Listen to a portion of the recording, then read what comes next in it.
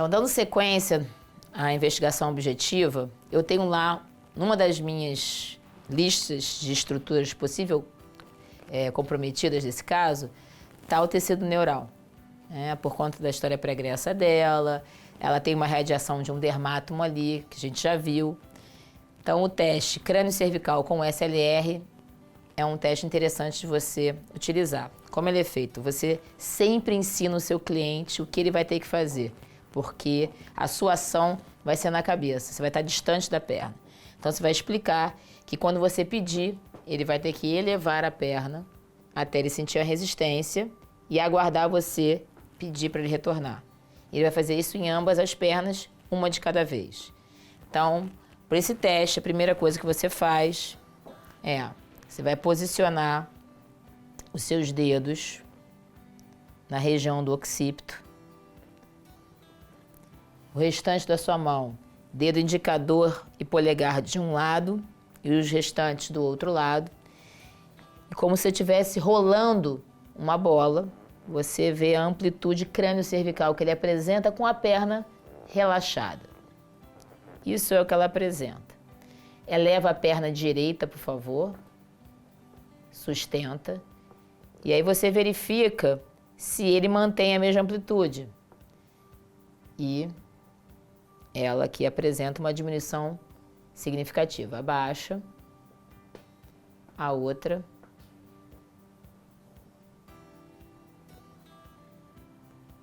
Abaixa.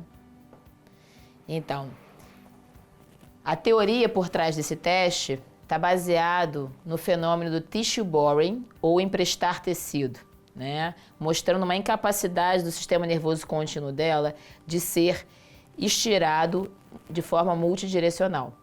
Então, para o tecido dela parece que ou eu realizo o movimento crânio-cervical ou eu elevo a perna.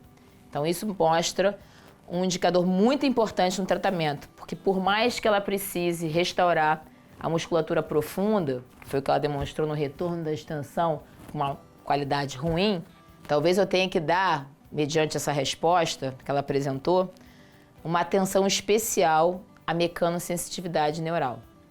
Não vou poder iniciar em dia 1 de tratamento o treinamento da endurance dos flexores profundos, que até agora ela demonstrou necessário. Próximo teste é para ver a capacidade que ela tem de dissociar e trabalhar os flexores profundos da cabeça versus os flexores do pescoço. Então, em indivíduos com cervicalgia é muito comum que os flexores do pescoço assumam o papel dos flexores da cabeça. Então, no teste que a gente vai aplicar agora, ela vai demonstrar uma incapacidade de manter as duas tarefas que eu vou pedir. Vamos ver? Então, por favor, são duas partes. Eu vou ensinar o cliente, eu ensino para ele que tem a fase 1, onde ele não descola a cabeça do apoio, e peço para que ele vá para a fase 2, mantendo a fase 1, que seria suspender a cabeça. Então, uma vez compreendido o teste, eu peço para ela fazer, rola a cabeça e levanta a cabeça. Então, como vocês puderam observar, ela não conseguiu manter o rolamento da cabeça. Então, as diretrizes por trás disso é que possivelmente as estratégias que ela vem utilizando para movimentar a cabeça, ela está utilizando os flexores superficiais. Ora, o flexor superficial não é responsável primariamente para rolar a cabeça. Então, se eu peço para ela rolar a cabeça e são eles que estão executando isso, no momento que eu peço uma ação que é primária deles, eles não vão pensar duas vezes. Eles vão soltar a tarefa que não é primariamente deles e vão executar a tarefa que eles realmente é propriedade deles, que é a flexão do pescoço em relação ao tronco. Então, aqui, eu tenho mais uma informação me sugerindo que o sistema muscular dela, vai precisar ser trabalhado. Quando a gente fez o teste ativo de elevação do braço, a gente percebeu que ela já apresentava um déficit no controle concêntrico e em especial excêntrico. Tá? Eu vou fazer agora o teste de depressão com retração, que é um teste que vai focar na capacidade dela sustentar e ativar as fibras inferiores e médias do trapézio e ver se ela consegue, se ela tem uma boa endurance ou se ela usa uma outra estratégia. Então, eu faço passivamente e peço para ela sustentar a posição. E aí, o que acontece é que ela utiliza o recurso da adução escapular, que seria uma dominância mais dos romboides. Se ela tivesse, o que não aconteceu, tá? Executado um bom teste de depressão com retração, a continuação, já que ela tem essa queixa de realizar atividade na musculação e só após o sintoma aparecer, uma forma de trabalhar com mais carga no teste é trazer o braço nessa posição para o trapézio inferior, sustenta, né? Se ela fizer bem, adiciona carga, que não é o caso, ou para as fibras médias do trapézio, braço nessa posição aqui, ok? Então, o que estou concluindo é que existe também, nesse caso clínico, uma justificativa para que meu tratamento inclua o retreinamento dos estabilizadores escapulares. Uma das principais hipóteses levantadas nas questões entre o subjetivo e o objetivo seria que essa área sintomática e todo esse quadro poderia ser oriundo de um acometimento facetário. Então agora eu vou fazer uma investigação utilizando um teste que é chamado de provocação, que é o PA, póstero anterior, que foi introduzido pelo Maitland. Tá? Vou utilizar um PA central e um lateral, lembrando que existe, dentro da terapia manual, umas sugestões de quando o sintoma é provocado por movimentos unidirecionais, inclinações, rotações, e não no plano sagital como a flexo-extensão, que o PA unilateral seria mais indicado. Mas nesse caso, nós temos a extensão acometendo e a inclinação e rotação. Então, vou fazer a investigação do PA central e unilateral. Então, mesmo sendo um curso online, sabendo que a terapia manual tem suas limitações em serem ensinadas aqui, eu quero que vocês vejam a técnica sendo feita com qualidade, tá? A gente vai iniciar identificando o nível de C2, que é um grande marco anatômico, né? E a partir daí eu identifico C1, tem uma ligação com o mastoide, vou posicionar, o posicionamento das mãos é muito importante, né? É um PA central, e aí eu mobilizo o meu corpo, nunca a minha mão, e sempre bem justinha, né? Então, por enquanto ela não está demonstrando nenhuma queixa, nenhuma reatividade. Vai ter sempre um desafio na identificação do terceiro nível cervical, então eu peço ajuda a ela, traz o queixo para dentro.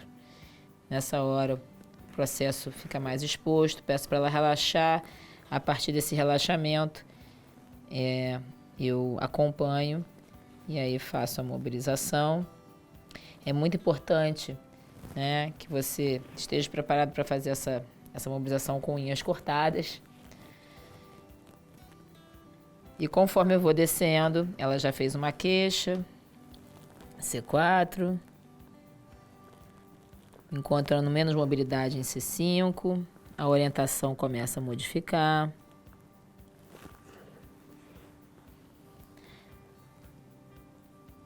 Sem dúvida, a utilização da maca elétrica, podendo variar a altura, é muito importante. Então, em termos de mobilidade e reprodução dos sintomas, né, ela está apresentando menos mobilidade, em especial C5, C6 e C4. Eu vou agora no unilateral. Para otimizar o tempo, isso é muito importante na avaliação, né? Não sei quanto tempo cada um tem para entrar nesse processo todo, mas tudo que você puder otimizar sem perder a qualidade é muito bom. Então eu vou fazer os unilaterais a partir de C4, e aí sempre comparando o esquerdo com o direito. C5, E realmente aqui ela apresenta uma reatividade bem diferente do lado esquerdo. C6.